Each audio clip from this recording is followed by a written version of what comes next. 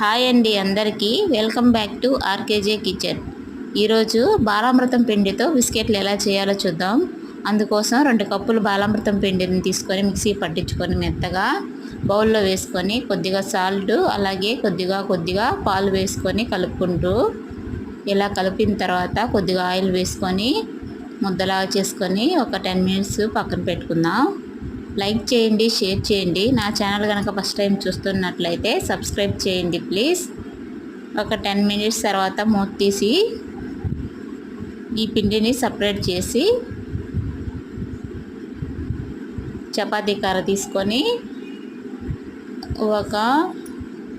మరి పలుచగా కాకుండా కొద్దిగా మందంగా చపాతీలాగా రుద్దుకొని మన బాటిల్ మూతలు ఏదైనా ఉంటాయి కదండి తీసుకొని నేనైతే ఇది తీసుకున్నాను.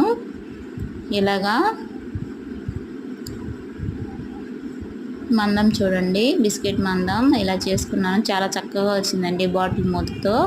ఇప్పుడు ఇడ్లీ పాత్రలో కొద్దిగా ఆయిల్ అన్నిటికీ అప్లై చేసుకొని ఇలా రుద్దుకొని ఇప్పుడు మనం బిస్కెట్లు రెడీ చేసుకున్నాం కదండి, వీటిని 4 స్టెప్స్ తీసుకొని చక్కగా ఇలాగా డిజైన్ చేశానండి.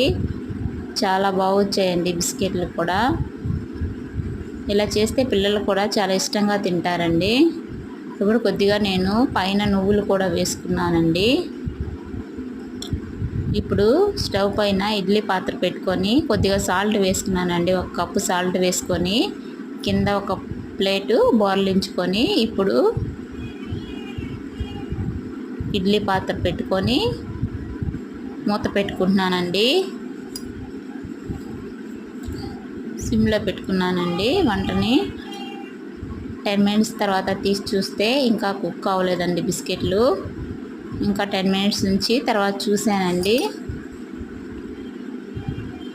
ఇప్పుడైతే చక్కగా బిస్కెట్లు అనేది మనకి రెడీ అయిపోయాయి. బాగా క్రిస్పీగా వచ్చాయండి. చాలా బాగున్నాయి టేస్ట్ కూడా. చూడండి,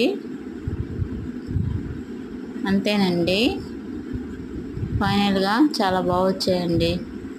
మీరు ట్రై చేయండి. ఎలా వచ్చాయో కామెంట్లో పోస్ట్ చేయండి ప్లీజ్. చూడండి ఎంత క్రిస్పీగా చక్కగా చాలా బాగా వచ్చాయండి. Thank you.